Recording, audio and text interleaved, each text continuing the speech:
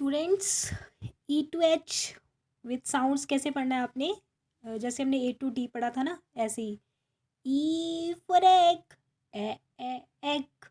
E for elephant, ए elephant. F for fruit, फ fruit. F for fan, फ fan.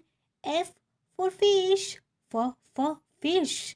G for grapes, g grapes. G for girl, g girl. G for gun, g gun. H for house, h house. H for hen, h hen. H for hat, h hat. ठीक है, दोबारा पढ़े A to S तक इसी तरीके से।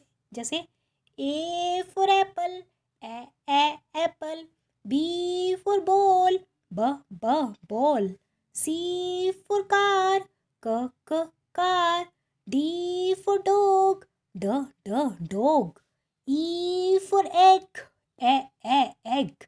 F for fan, fan. G for grapes, grapes.